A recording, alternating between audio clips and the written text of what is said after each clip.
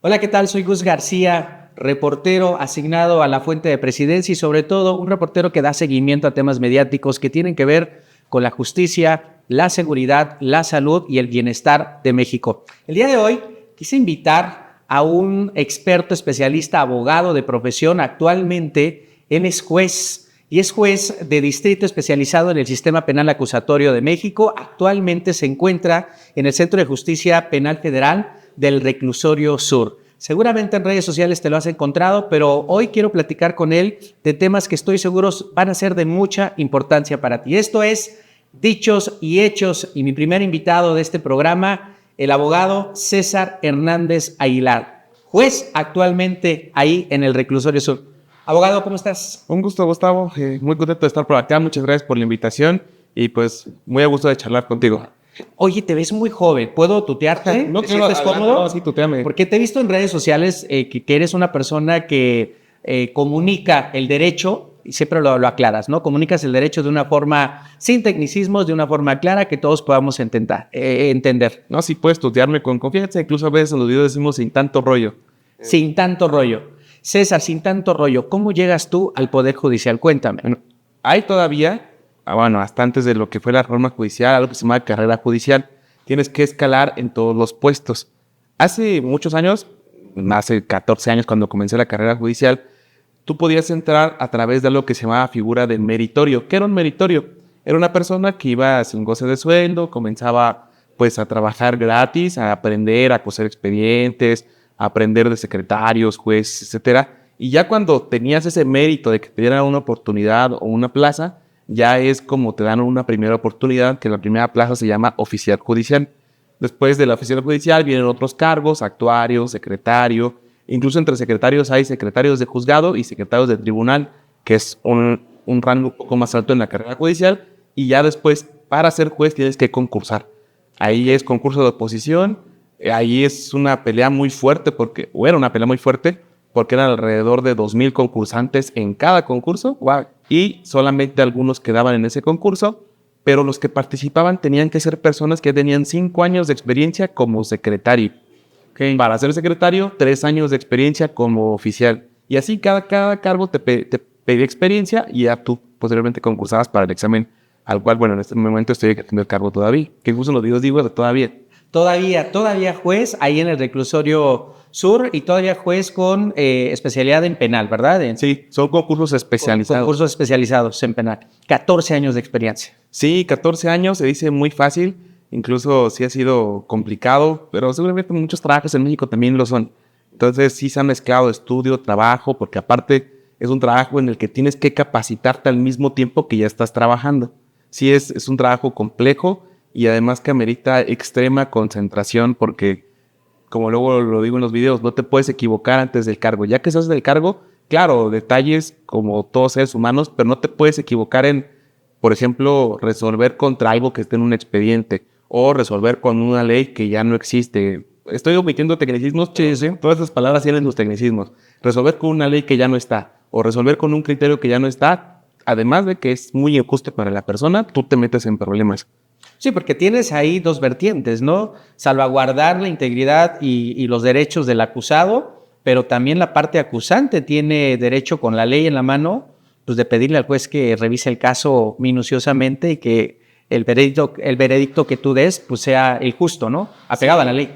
Y es que es eso, siempre en un asunto, en un juicio penal, vas a tener una parte que quiere que encarcelen al acusado y la otra parte que dice, yo soy inocente. Exacto. Entonces, tú al final tienes que decidir y en la mayoría de los juicios, siempre alguien no va a estar conforme con lo que decidas. Es como los árbitros del fútbol, o sea, la mitad de los árbitros dices, es que es culpa del árbitro que perdiera tal equipo. Así es un trabajo similar, obviamente con su grado de tecnicismo más elevado. Oye, ahorita que estás usando la analogía del fútbol y de los árbitros, a veces pasa que se encienden los ánimos en pleno juego y el árbitro tiene que ahí gestionar las emociones y se pelean y todo. ¿Te ha pasado que en plena audiencia las partes lleguen a algo extremo, una situación extrema? Las partes sí. Ajá. Y de hecho el papel del juez es, si yo tengo un problema familiar, si yo me peleé, no sé, con el novia, esposa o con la familia, tienes que dejar ese problema de lado cuando estás en audiencia. porque, bueno, no sé si está el público, las audiencias son grabadas, las audiencias son públicas, cualquier ciudadano puede asistir. Sí. Entonces, en esas audiencias, tú tienes que olvidarte de todos tus problemas y tienes que resolver el problema de dos personas que una quiere verlo en prisión y la otra quiere una reparación del daño. Entonces, a los ánimos están al por mayor, tú tienes que tener la templanza, la prudencia de calmar a las partes y al mismo tiempo mostrar autoridad, pero no mostrar autoridad regañando o insultando, mostrar autoridad con calma para que las personas también sientan en calma contigo. Exacto. Ahora, un juez de distrito especializado en el sistema penal acusatorio, ¿qué casos son los que atienden? Y más cuando a nosotros nos dicen el reclusorio sur, cuando vemos las noticias de lo trasladaron al reclusorio norte al reclusorio sur, pues inmediatamente pensamos, ay, es algo delicado, es alguien que podría estar poniendo en peligro a la sociedad. Vamos a romper ese mito. ¿Qué haces? Sí. ¿Qué tipo de casos son los que atienden? Los jueces, hablo por los jueces federales, desde luego. Jueces federales llevamos delitos federales, que yo no conozco de delitos locales. A veces la gente cuando escucha la palabra federal cree que es más grave y dice, este es un delito federal, seguramente es un delito de alto impacto. No necesariamente, incluso yo en las audiencias a las personas que llegan, porque llegan muy espantadas, hay personas que los agarraron con un arma de fuego en la calle, por defensa, dicen ellos, personal. Sí. Llegan y los mandan con un juez local. El juez local dice, no, es que esta arma está en una ley federal, que se llama Ley Federal de Armas de Fuego y Explosivos. Entonces esa persona la mandan con un juez federal y el juez federal, cuando ve a la persona, lo ve todo espantado. Cree que ya no va a tener oportunidad, que va a estar en el penal de máxima seguridad. Y no, solamente los jueces federales conocemos de delitos federales. ¿Cuáles son los delitos federales? Los que están en leyes federales, como Ley Federal de Armas de Fuego y Explosivos, o donde el delito lo cometa algún servidor público federal en funciones.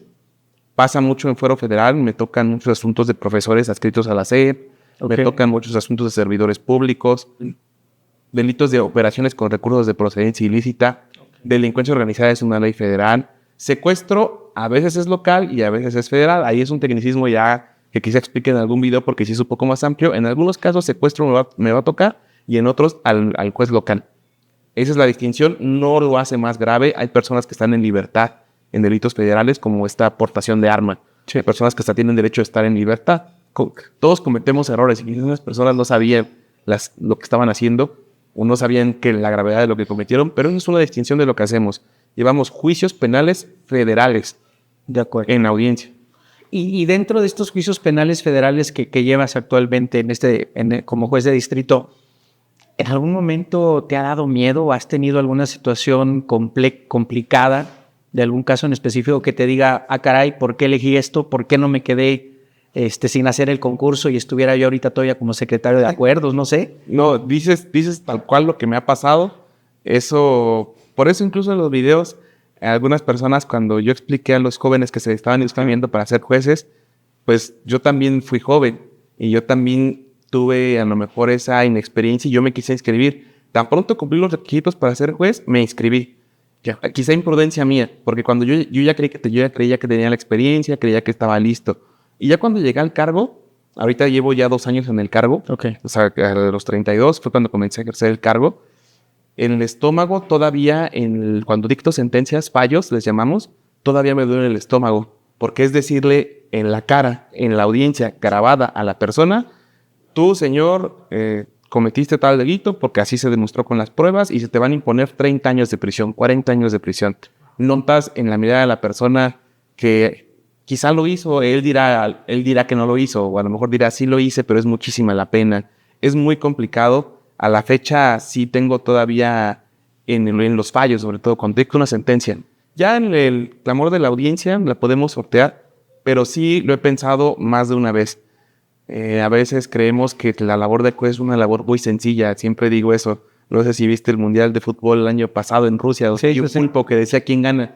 No es así. Nosotros tenemos que evaluar 50, 60 testigos en un juicio, ver qué dijeron a detalle, ver qué información me sirve, ver qué información no me sirve, ver si esto lo dice la ley, si hay que interpretarlo o no, si ya hay un precedente de la Suprema Corte de Justicia, si hay alguna ley nueva o algo así. Tenemos que tenerlo todo y no podemos leerlo todo. Llegas a la audiencia y tienes que dar la sentencia de manera oral. Es un trabajo muy, muy complejo en los que a veces digo que la tranquilidad no tiene precio. pero me encanta lo que hago porque también sé que la persona que esperó justicia y que le favorece lo que yo decida, pues yo le estoy cambiando la vida. Y eso me da muchísima satisfacción y es cuando digo, vale la pena lo que se está haciendo. Exacto, y creo que tú eres una persona que proyecta ese entusiasmo, pero sobre todo conocimiento y ética, por lo que he visto en tus redes sociales. Y aquí vamos a abordar justamente dichos y hechos. Con este primer bloque de lo que nos acaba de contar el juez César, yo te quiero preguntar dichos y hechos. Tiene 14 años de experiencia. Se dice que en el Poder Judicial, si actualmente eres juez o trabajas en el Poder Judicial, seguramente eres familiar de alguien que te metió y no tuviste que hacer nada por ganarte ese lugar. Mero nepotismo. Dichos y hechos. Bueno, yo no puedo hablar por mis demás compañeros, hablaré por mí. ¿Sí? En mi caso, soy el único abogado en mi familia. De hecho, mi familia no tiene estudios. Mi madre pues tuvo que sortear trabajando en casas para pues ahí poder mantener la casa. Mi papá es un gran sastre que admiro muchísimo, que desde pequeño aprendió el arte de la ropa. Y él me enseñó muchas cosas en cuanto a esforzarme.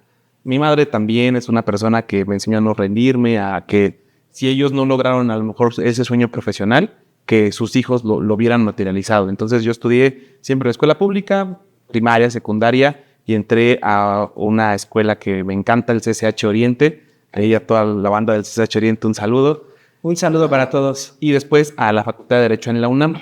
Entonces siempre fue escuela pública. No tengo familiares abogados, ni siquiera familia en el Poder Judicial, pues mucho menos, porque en el Poder Judicial se requiere que seamos abogados.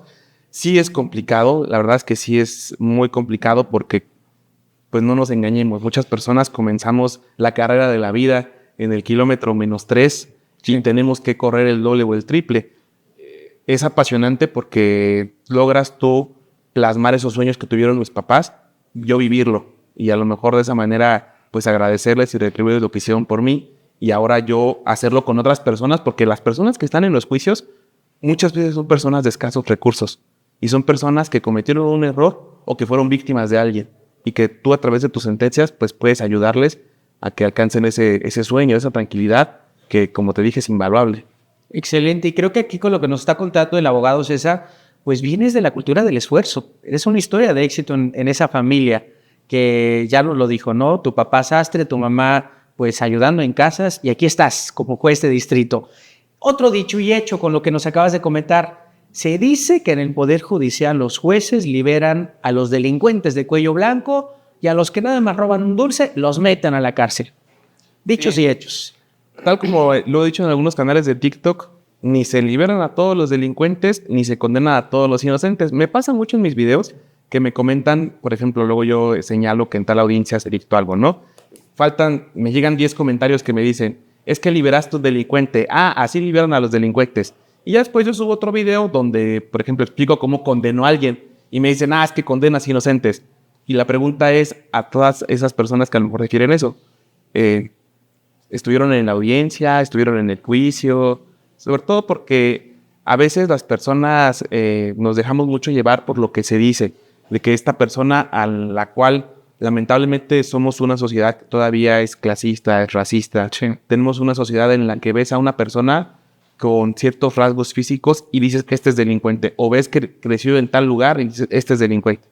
Tú, por azares del destino, te llega este asunto y tú dices que él no es responsable porque quizá no hay una evidencia clara, porque, por cierto, nosotros solamente condenamos cuando tenemos certeza. Le llamamos que no exista duda razonable.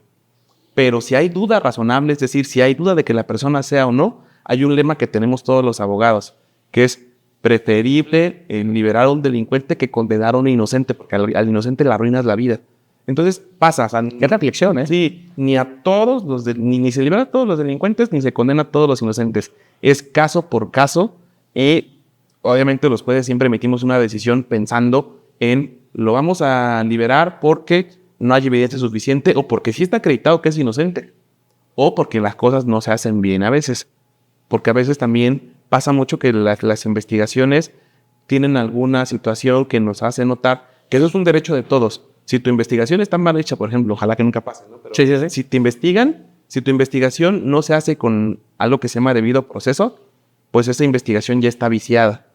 Y claro que puede ser para algunas personas sinónimo de impunidad, pero estoy seguro que si muchas de las personas fuéramos víctimas de una acusación así y no tuviéramos un debido proceso, también pediríamos que se nos deje en libertad. Entonces yo creo que es todo caso por caso, pero al menos de tu servidor siempre es, si estoy convencido, hay que condenar. Me duele mucho cuando son 50 años, 60 años, pero también pues está la víctima que también espera justicia. Es correcto. Y todo conforme a lo que dice la ley, a lo que el caso se haya armado, la fiscalía o quien sea la parte acusatoria. Otro dicho y hecho que ahorita nos acabas de comentar, abogado César, es el siguiente, y tiene que ver con esto último que comentaste.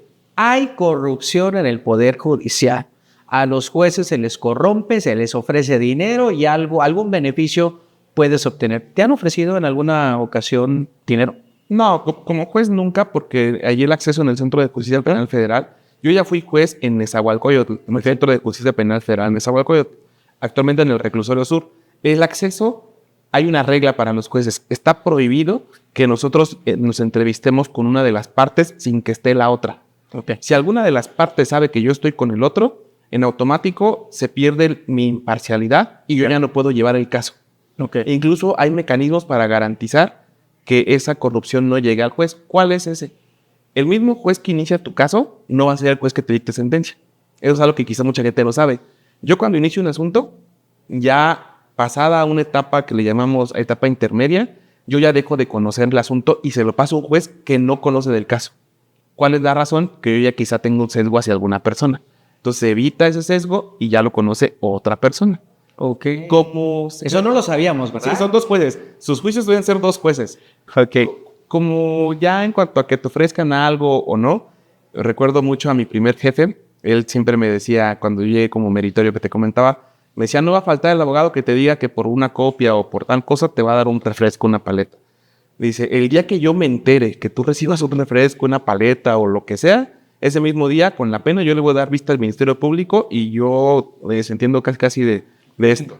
Entonces, eso es algo que yo me quedé mucho de mi jefe en ese entonces juez, que se lo trato de replicarlo a mis compañeros cuando fui subiendo de cargo, cuando yo era el secretario. Oiga, chicos, cuidadito el que vaya ganando una paleta porque ni eso, o sea, en nuestro trabajo lo tenemos que hacer por vocación. Obviamente, pues, nos tienen que pagar, es un sueldo, pero lo tenemos que hacer por vocación. Si no, esto nunca va a cambiar. Claro. Entonces, no me ha tocado, sí me tocó a lo mejor como secretario y como oficial, que algún abogado te decía, ay, muchas gracias por avanzar este asunto. Bueno, pues es mi trabajo, lo hago con mucho gusto. No, pero mire, ¿verdad? Le compré un refresco. Ah, no, pues le decía, pues yo no tomo refresco, casi hasta uno le inventa cosas. Sí. Dice, no, es que mire, la verdad es que el azúcar me hace daño, aquí está tu refresco. Yo lo hago con mucho gusto. Es mi trabajo. Y creo que si nosotros todos tenemos esa cultura, pues sí vamos a ver un cambio en el país, que ojalá así sea. Que ojalá, y sobre todo lo que acabas de comentar, hay personas con ética que actúan de la manera correcta, como me lo estás comentando, y por tu jefe, que también te inspiró a que así lo hicieras. Y seguramente hay gente que sí está viciada y hay gente que se dice, pues la manzana podrida en todas las oficinas de gobierno. Desafortunadamente somos un país que culturalmente hemos ido arrastrando esto. Se pretende, y la presidenta Claudia Sheinbaum lo ha dicho desde Palacio Nacional, el expresidente, hay una intención de que se acabe la corrupción. Ya se acabó, no creo que se haya acabado a nivel como se ha mencionado, pero tampoco creo que se pueda generalizar que en todo el Poder Judicial hay corrupción. Y justamente te quiero comentar, y vamos a avanzar con esto, la reforma judicial. La reforma judicial fue planteada desde hace poco más de un año por el expresidente Andrés Manuel López Obrador. Se empezó a cristalizar a raíz de una serie de reformas que se empezaron a mandar al Congreso, se votaron, se aprobó la reforma judicial. Sé que tú recientemente grabaste un video invitando a esos jóvenes que se iban a inscribir para ser jueces, sobre todo llamándolos a la reflexión. Por favor, cuéntale aquí a toda mi audiencia, ¿cuáles son las notas que tú le pasaste a estos jóvenes que levantaron la mano para formar parte de esta nueva ola de jueces que se van a votar el próximo mes de junio? Sí, el mensaje principal para los chicos recién egresados es cuidado con lo que llega fácil porque fácil se va. Eso es como lo que yo plasmé en el video. Porque, de nuevo, fui joven. Yo también, cuando salí de la carrera, a veces uno cree que ya terminando la carrera sabe muchas cosas. Pero la carrera te da materias, por ejemplo, en mi materia, ¿no? Derecho penal, te enseñan a llevar generalidades de un proceso penal. Pero voy a mencionar varios ejemplos que creo que son habilidades que se adquieren con los años. 1. Inteligencia emocional. La inteligencia emocional es importantísima y hay que trabajarla día con día. No digo que los chicos no lo tengan, pero es algo que puedes perder el control en una audiencia en donde te ponen al narcotraficante más pesado o te ponen a la víctima que es la más aguerrida. Inteligencia emocional siempre. Segundo, debes asumir que debes conocer técnicas de litigación, que te las enseñan en la licenciatura, sí, pero te las enseñan de manera muy general.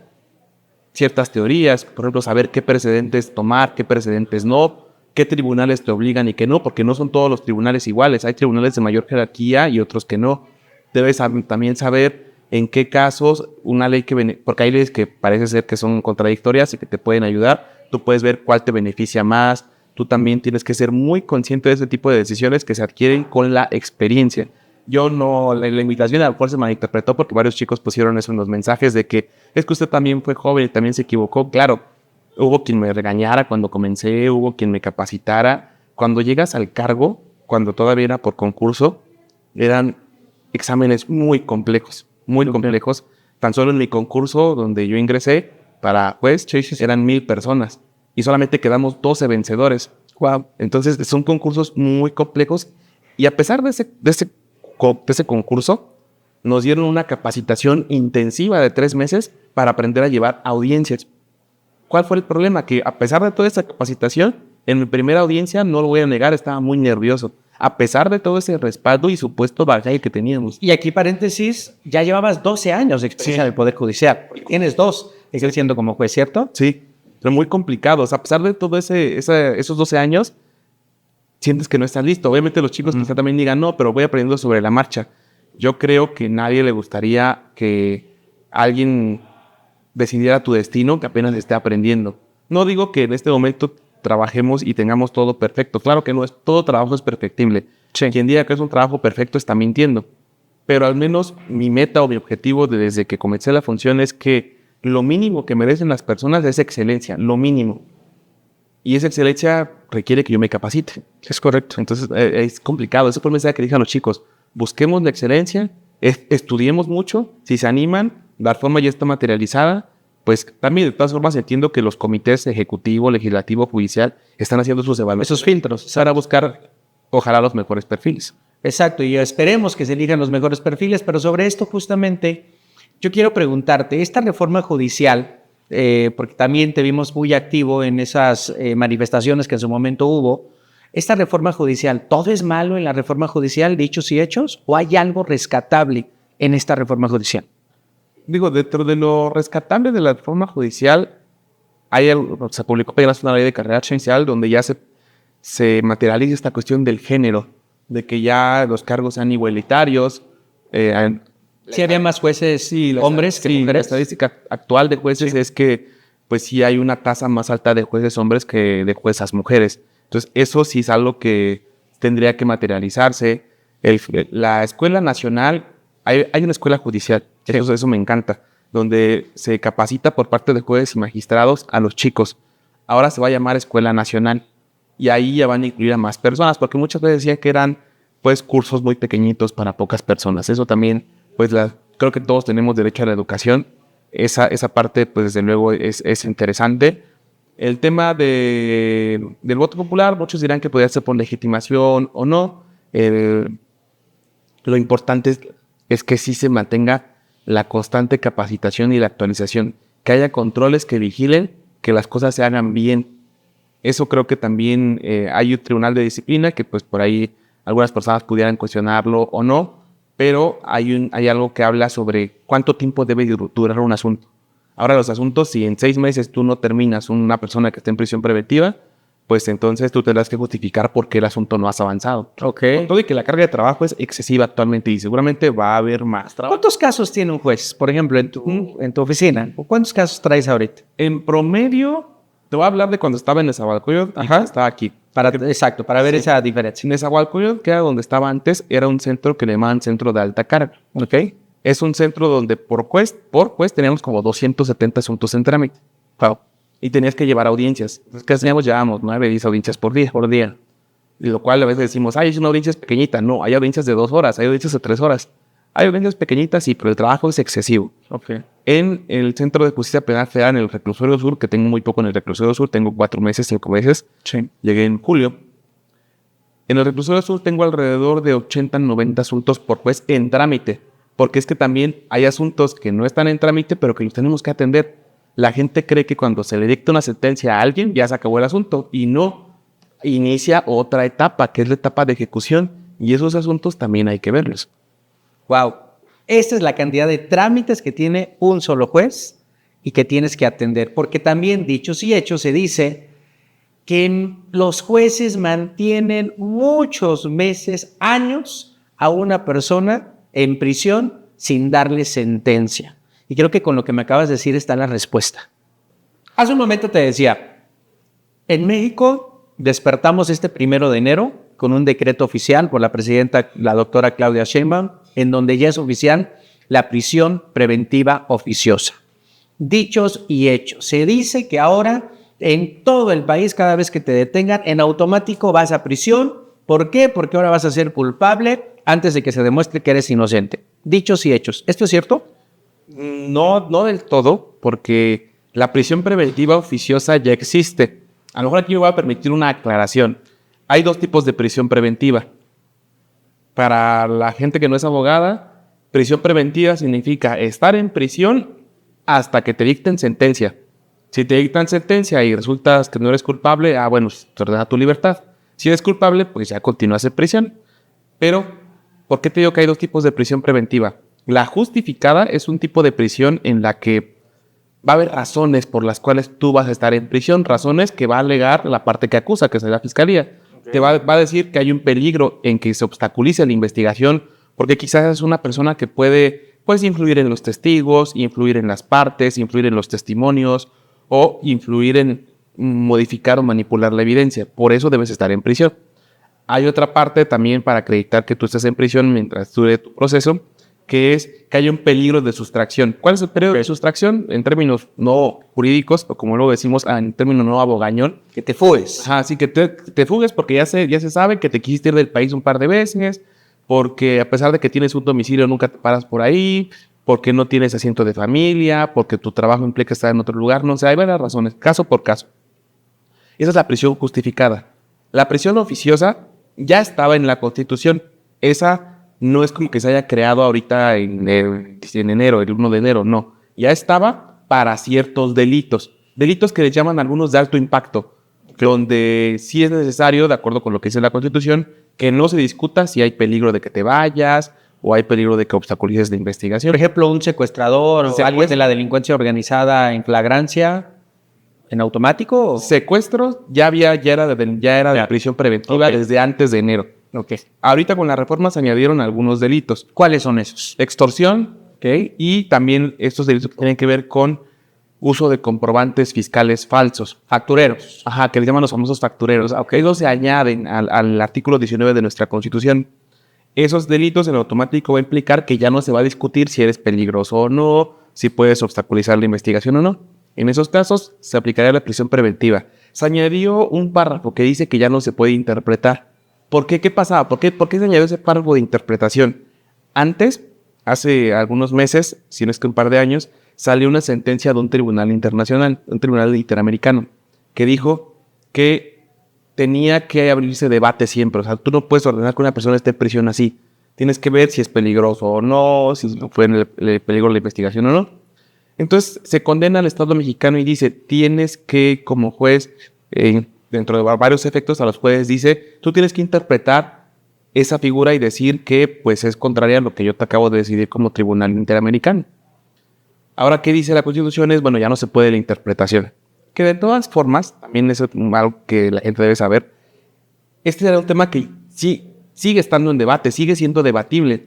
Antes de la reforma que se publicó en enero, ya había jueces que decían que sí aplicaban la prisión preventiva oficiosa. Y había otros jueces que no, por una interpretación que se hacía por un tribunal, que es el tribunal más alto de nuestro país, la Suprema Corte de Justicia de la Nación. En realidad no es un tema que esté resuelto, porque hay jueces que decían, yo sigo aplicándola, y con esta reforma la voy a seguir aplicando. Y hay jueces que dicen, yo no la aplicaba, pero con la reforma ya la voy a aplicar, porque ya no me permiten interpretar. Pero todo todavía está sujeto a interpretaciones.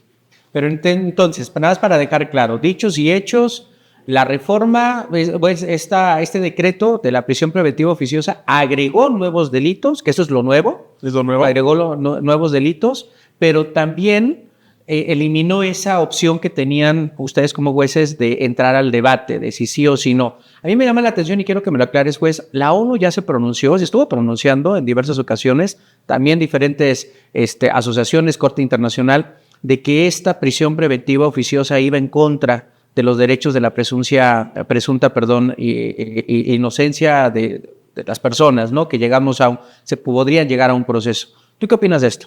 En realidad, más que la ONU, la que se pronunció fue la Corte Interamericana de Derechos Humanos. Ok. A través de 2 sentencias.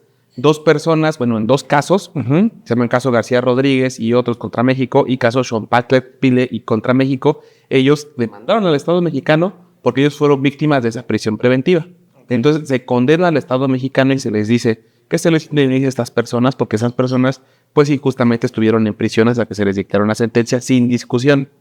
Se le da un plazo a México para que cumpla. Entonces todavía estamos en ese proceso. Ahorita habría que ver cómo se materializa esta reforma, porque la reforma dice que debe interpretarse de manera literal.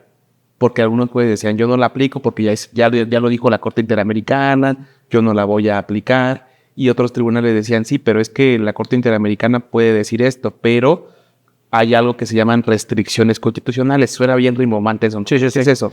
¿Qué es eso? Que cuando la Constitución dice algo que se restringe, así exista un tratado o un derecho humano, tú debes atender a nuestra Constitución. Okay. Algunos interpretan de esa manera. E incluso nuestra Corte Mexicana tiene un criterio, una contradicción de tesis donde dice eso, que si hay restricciones, debes atender a la restricción. Por eso es un tema que sigue siendo debate. Por eso a lo mejor muchas personas, hay posturas muy radicales de un lado o del otro, pero es algo que está sujeto a discusión y que todavía se pone sobre la mesa con lo que acaba de pasar hace un par de días. Exacto. Pues ahí lo tienen, es un debate interesante. Te recomiendo que te enteres, que te informes, que investigues, que no hay ese temor colectivo, porque había un temor colectivo de ahora cada delito, por mínimo que sea, ya amerita prisión preventiva y ya no vamos a poder, ya no tendremos derecho a defendernos. Tenemos derecho a defendernos a pesar de esta prisión preventiva oficiosa, ¿cierto? Sí, aunque tampoco podemos negar un hecho. O sea, muchas personas que están en prisión difícilmente tienen contacto con su abogado. Es más fácil ver a tu abogado en libertad que en prisión. Okay. Sobre todo hay centros de máxima seguridad donde es muy complicado el acceso a los abogados para que te puedas defender. Incluso en algunas audiencias de algunos jueces suelen decir, realmente te tengo en prisión como culpable mientras te defiendes. ¿Y cómo te defiendes? Aquí, de nuevo, siempre soy muy partidario de analizar caso por caso, nunca generalizar. Va a haber casos en los que la persona que estuvo en prisión preventiva oficiosa se le va a dictar una sentencia de condena y muchas personas dirán, sí sirve la prisión preventiva oficiosa. Y va a haber casos en los que la persona va a salir en libertad y van a decir, oye, pero le quitaste 3 años de su vida. Entonces, caso por caso. Siempre, al menos en la materia del derecho, a lo que me dedico, cada caso tiene su particularidad. Todos son importantes, siempre se los digo en audiencia a las personas que van, todos son importantes desde un robo de una cartera hasta un secuestro, pero caso por caso, cada caso tiene sus pruebas, cada caso tiene su manera de defenderse, cada caso hay un fiscal distinto, porque también suele decirse eso. A veces se les echa mucho la culpa a los fiscales, que los fiscales están bien armados. No por eso todos los fiscales son malos, ¿no? Igual no hay que generalizar. Exacto, nunca. Ni todos los jueces ni todos los fiscales son malos. Cada caso tiene sus particularidades. Tal cual lo dices. Excelente. Abogado César, aprovechando que te tengo aquí, yo soy un reportero que va a las mañaneras, cubre las mañaneras con la presidenta, la doctora Claudia Sheinbaum. Hemos llevado temas muy importantes que tienen que ver con salud. En el caso de Marilyn Goat, la misma presidenta se expresó y dijo esto es fraude y amerita una acción penal. Y a raíz de eso, pues se tomaron acciones y también una serie de investigaciones previas que hubo a esa pregunta. Y recientemente, abogado, llevé un tema muy importante a la mañanera, de hecho justamente fue antes de finalizar el año, que tiene que ver con peritos grafólogos que actualmente están trabajando en el Poder Judicial de la Ciudad de México y están pues prácticamente apoyando en estos procesos que están abiertos, ¿no? Y funcionan como coadyuvantes para una decisión que va a tomar el juez. Tú ya expresaste tu opinión, pero me gustaría que aquí a la audiencia de Dichos y Hechos nos puedas contar, ¿la grafología tendría que estar avalado, tendría que estar participando activamente en estos procesos judiciales como perito? Sí, en realidad, como tú lo dices, yo ya había expresado un video que realmente videos, como tú lo has platicado, son más de contenido académico, informativo. Sí. Algo que es muy importante sí distinguir y que a lo mejor el video pues no lo han visto muchas personas y que lo diré ahorita, es que hay que distinguir la grafología de la grafoscopía. Mucha gente dice, es que los peritos de materia de grafoscopía, entonces quítenlos también. Hay caso por caso. La grafoscopía nos sirve para ver si un documento es falso o no. Por ejemplo, si falsifican una firma en un documento, en un pagaré, tú sí vas a necesitar un perito en materia de grafoscopía. Incluso le llaman documentoscopía o grafoscopía. Se comparan las firmas y se ven si son falsas o son originales. La grafología es distinto. Su objeto es determinar si una persona es extrovertida, introvertida, si una persona tiene cierta personalidad o no a través de su firma. En Fuero Federal, también quiero aclarar eso, sí. Dijiste Poder Judicial de la Ciudad de México. Es correcto. En Fuero Federal, al menos en juicios penales, no la usamos. ¿Por qué no la usamos? Porque nosotros sentenciamos a las personas por lo que hacen, no por quiénes son. Si yo sentencio a una persona por quién es, porque es el máximo peligroso, delincuente, tiene muchísimos tatuajes, tiene un 3 aquí en la mejilla, pues ahí yo estaría juzgando a la persona, pero estás juzgando a la acción. Entonces, en Fuero Federal, yo no la usamos, y no la usamos más que por el debate científico de la validez o no que pudiera tener. No se usa porque hay algo que también está en nuestra Constitución, ya es que la Constitución es como lo máximo en cuanto a las normas de nuestro país, que dice que hay algo que se llama derecho penal del acto. ¿Qué es eso? Juzgamos por el acto. El derecho penal de autor está prohibido en México. En otros procesos, ahí sí ya no podría yo comprometer, por ejemplo, el familiar, en laboral. Desconozco si los jueces de esas materias, porque de nuevo, cada juez es especializado, podría influir o no. Al menos en proceso penal federal, yo no lo usaría y no soy partidario, no tanto por la cuestión científica, sino por la cuestión legal. Porque hay una prohibición en la Constitución de juzgar a una persona por quién es. Aquí lo que está diciendo el abogado es que esto, pues prácticamente está establecido en la Constitución, no juzgar a alguien por cómo se ve, sino por lo que hizo, enfocarte directamente a los hechos. Y nos acabas de dar también una información muy valiosa, ¿no? La diferencia con la grafoscopía, porque también ahí en redes sociales decían, es que la presidenta se equivocó, no reconoció esas variantes que existen. Hoy existen peritos de grafoscopía en los que tú te has apoyado en algún proceso. Sí, sobre todo en Fuero Federal me tocan muchos asuntos de uso de documento falso. El uso de documento falso puede ser federal o puede ser local. ¿Qué no es federal? El tipo de documento y ante quién se usa. Si tú lo usas ante la SEP, es un delito federal. ¿Qué pasa en esos casos? Pues los fiscales se apoyan de peritos en grafoscopía y dicen, mira, los certificados originales de licenciatura tienen la firma del director, del rector de la universidad. Que presenta esta persona, de acuerdo con el perito en grafoscopía, esta firma no es. Entonces el documento es falso. Y eso incluso es la prueba clave en ese juicio para demostrar que el documento es falso. El delito se cometió en ese momento. Y creo que esto viene a colación por el caso de Marilyn Coate.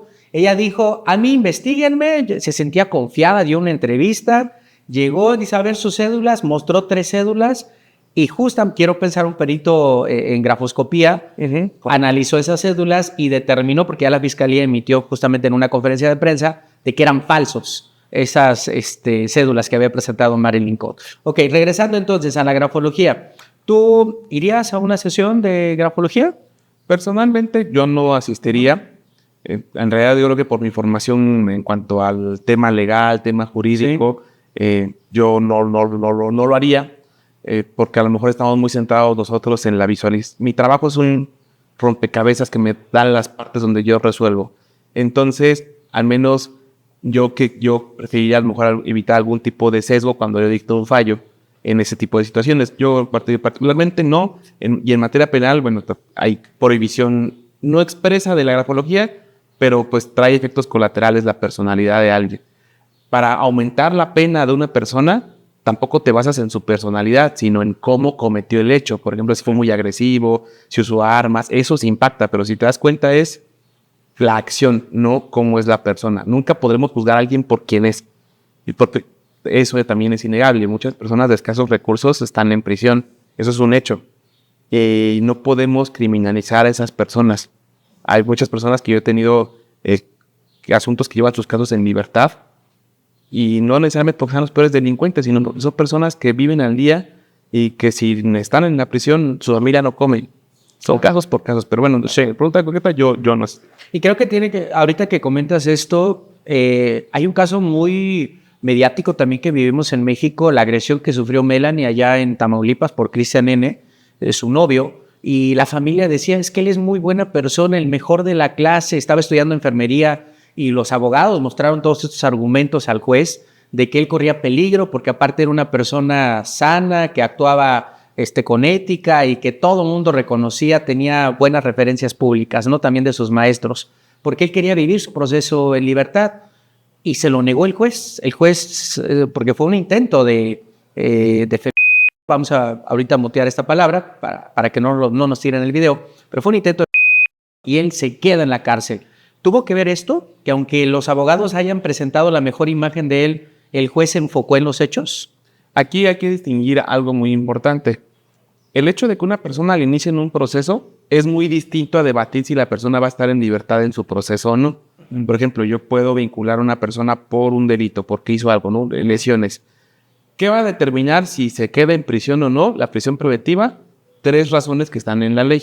A ver, ¿cuáles son? Peligro de que se obstaculice la investigación. Eso es una de las razones. La segunda es peligro de sustracción de acción de la justicia. Se vaya, lo que comentamos. Y otra que está en debate si es inconvencional o no, es el peligro para la víctima, testigos o la comunidad. Desconozco que haya tomado el juez en ese aspecto. Sí. Incluso algo que yo sugiero o invito al público aquí presente virtualmente es que cada caso es distinto. En cada caso se analizan elementos distintos de las personas y eventualmente si yo no estoy en la audiencia de ese juez, yo pues no podré emitir algún criterio de si resolvió de manera correcta o no. Porque, por ejemplo, en asuntos de tu servidor, donde tenemos asuntos complejos de 60, 70 testigos, pues a lo mejor si el asunto llega a ser mediático, pues mucha gente no compartirá lo que yo decido. Pero si ven toda la audiencia, si ven toda la grabación de los 70 testigos, a lo mejor dirán, puede que el juez tenga razón o no. Por eso, creo que aquí yo no sé cuál fue el factor que determinó ese juez, pero esos son los 3 factores que usualmente se consideran. Peligro de la víctima, testigos, comunidad. Peligro de obstaculización o peligro de sustracción de acción de la justicia. No tanto el delito. Pero aquí regresamos a lo que hace un rato nos comentaba aquí el juez. Cada caso tiene sus particularidades y aunque estos casos sean mediáticos, es que todo apunta que lo deben de detener, todo apunta que va a ser culpable, pues nosotros estamos ajenos a esa carpeta de investigación que el juez está analizando. Juez, para despedirnos de aquí a la cámara, a mi comunidad, a la comunidad de redes sociales que nos está viendo, de televisión que también nos van a ver, viene un proceso judicial importante, un proceso de elección de jueces, de magistrados, de jueces y juezas que van a formar parte de todo este Poder Judicial, de la Suprema Corte de Justicia. ¿Cuál sería tu recomendación para los mexicanos que en estos 6 meses, tenemos 6 meses, para enterarnos de quiénes van a ser esas personas que se han postulado, pero más allá de enterarnos de esas personas, de qué implica estos nuevos mecanismos en el Poder Judicial? ¿Tú qué le dirías a alguien que no estudió Derecho, que simplemente todos los días le bombardean noticias, pero no las comprende del todo bien? Ok, qué buena pregunta. Es un mensaje sí muy personal a todas las personas que no estudiaron Derecho. No asumamos que nunca podemos ser víctimas del sistema. Es decir, o víctimas o necesitar del sistema. No víctimas del sistema porque fuera el Estado, sino porque alguien te hizo algo y tú tienes que denunciar. Que tú seas víctima de alguna persona que se le puede llamar delincuente, que tú seas a lo mejor una persona acusada falsamente. El trabajo de los jueces, o al menos a mí así me educaron cuando comencé mi formación como abogado, los jueces no deben llamar la atención, deben hablar únicamente por su trabajo. El problema es que culpa también de los abogados, de nosotros los jueces, nuestras sentencias son tan largas, tan llenas de términos que nadie entiende, que obviamente a la sociedad no le va a interesar porque nosotros mismos no nos damos a entender, no sabemos explicarnos. Entonces, yo ahora les invito que a través de las redes sociales, pues, se documenten sobre cuáles son sus derechos, más de conocer a sus jueces, cuáles son sus derechos, porque si ustedes saben cuáles son sus derechos, nadie les va a poder ver la cara. Si nadie les puede ver la cara, ustedes sabrán qué juez o qué magistrado o qué persona de las que se quiera postular va a dar un discurso que a lo mejor pues no sea el adecuado a los derechos que ustedes quieren proteger. Sí hay que buscar bien los perfiles y sobre todo la ciudadanía tiene derecho a la excelencia en la impartición de justicia. La impartición de justicia no tiene que ser buena, no tiene que ser regular, tiene que ser excelente, excelente para arriba. Y ese es el perfil que ojalá ustedes puedan encontrar en las personas juzgadoras con motivo del juicio. Exacto. Pues juez César, te agradezco que hayas estado aquí con nosotros. Te interesa conocer y vivir esas audiencias públicas en las que él está ahorita llevando esos casos. Aquí te dejo el link de la plataforma en donde todos podemos ver el trabajo de los jueces que están, por lo menos ahí en el Reclusorio Sur, o todas esas audiencias públicas que me comentabas, sí, ¿están ahí cargadas en esta plataforma? No, en realidad ¿Cómo es? No es una plataforma donde se cargan. En realidad, todas las audiencias son presenciales, son en salas, así como en esas películas de Estados Unidos donde ves al juez con su toga, su mallete y todo el público. Están invitados, todas las audiencias son públicas. Hay excepciones, por ejemplo, cuando hay víctimas menores de edad o está en riesgo alguna de las partes, pero la mayoría son públicas. Basta con que ustedes lleguen al reclusorio que les quede más cercano a su localidad. Hay jueces locales y jueces federales. Ustedes pueden preguntar, oigan, quiero entrar a una audiencia. Basta, en mi caso, Reclusorio Sur, siempre, al menos en mis videos, los invito para que vayan, que el público conozca mi trabajo y el trabajo de mis compañeros en Reclusorio Sur. Siempre vayan con una identificación, mayores de edad, pueden entrar como público. No pueden hablar, no pueden intervenir, pero las pueden presenciar de primera mano y así juzgar si a lo mejor, ahora sí nosotros vamos a ser los juzgados, y así juzgar si nuestro trabajo es de calidad o no. Esa es la invitación para todos, al menos en mi caso es Reclusorio Sur. Bienvenidos quienes gusten a las audiencias, son públicas. 9:15 de la mañana usualmente empezamos. Ok, perfecto. ¿Tus redes sociales cómo te encontramos? En TikTok me buscan como CR Hernández Ag o César Roberto Hernández Aguilar. Ahí es donde subo mayor contenido de videos informativos para que conozcas tus derechos sin tanto rollo como lo digo. Sí. En X me pueden seguir como César Hernández Aguilar. Tengo una página de Facebook, César Roberto Hernández Aguilar. Y en Instagram, César Hernández Aguilar o CR Hernández A. Ahí me pueden encontrar. Cada canal tiene un contenido distinto. Por ejemplo, en TikTok son videos informativos sobre sus derechos. Sí. En Instagram suelo recomendar muchos libros porque me encanta leer. Entonces, ya vimos esos cantidad de libros que salen ahí. A la gente que le encanta leer, me encanta recomendarles libros. En X suelo hacer como crítica social o sugerencias para mejorar el sistema porque hay que mejorarlo mucho. Y en Facebook suelo compartir a veces eventos académicos y alguna persona les interesa. Excelente, pues ahí está. Él es el juez César Hernández Aguilar, juez de distrito especializado en el sistema penal. Te agradezco que hayas estado al contrario invitado. Dichos y hechos. Soy Gus García, me sigues en redes sociales, Gus García MX, Alerta Multimedia, Comunicante MX. Ahí estaremos en contacto. Yo te invito a que desmitifiquemos todo esto que se comenta en redes sociales. Este humilde reportero se encargará de traerte aquí dichos y hechos con los especialistas. Hasta pronto.